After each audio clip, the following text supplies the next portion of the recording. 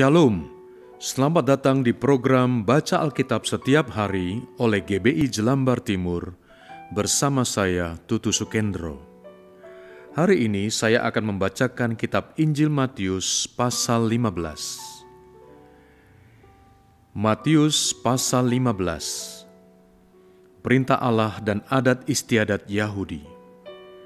Kemudian datanglah beberapa orang Farisi dan ahli Taurat dari Yerusalem kepada Yesus dan berkata, "Mengapa murid-muridmu melanggar adat istiadat nenek moyang kita? Mereka tidak membasuh tangan sebelum makan." Tetapi jawab Yesus kepada mereka, "Mengapa kamu pun melanggar perintah Allah demi adat istiadat nenek moyangmu?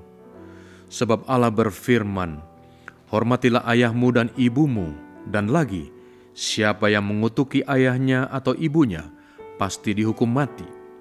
Tetapi kamu berkata, barang siapa berkata kepada bapanya atau kepada ibunya, 'Apa yang ada padaku yang dapat digunakan untuk pemeliharaanmu, sudah digunakan untuk persembahan kepada Allah,' orang itu tidak wajib lagi menghormati bapanya atau ibunya.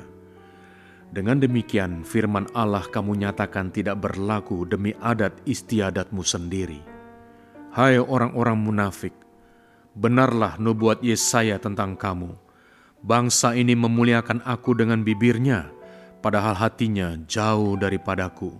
Percuma mereka beribadah kepadaku, sedangkan ajaran yang mereka ajarkan ialah perintah manusia."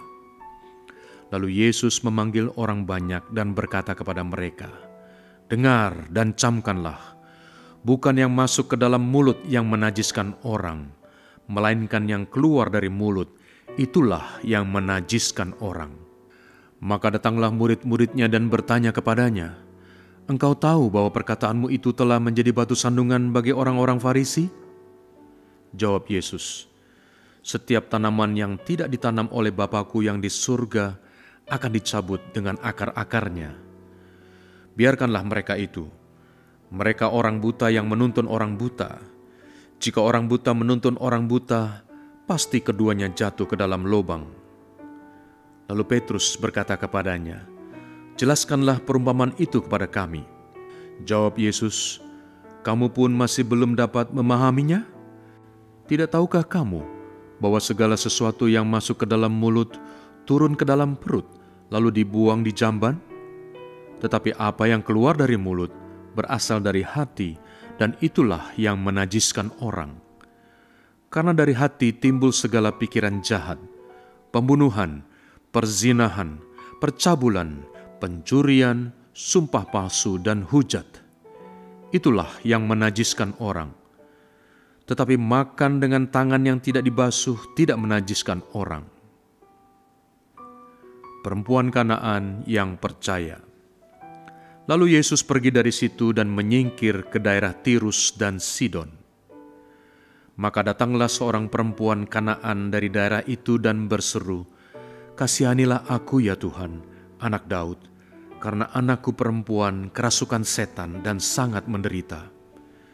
Tetapi Yesus sama sekali tidak menjawabnya. Lalu murid-muridnya datang dan meminta kepadanya, "Suruhlah ia pergi. Ia mengikuti kita dengan berteriak-teriak." Jawab Yesus, "Aku diutus hanya kepada domba-domba yang hilang dari umat Israel." Tetapi perempuan itu mendekat dan menyembah Dia sambil berkata, "Tuhan, tolonglah aku." Tetapi Yesus menjawab, "Tidak patut mengambil roti yang disediakan bagi anak-anak dan melemparkannya kepada anjing."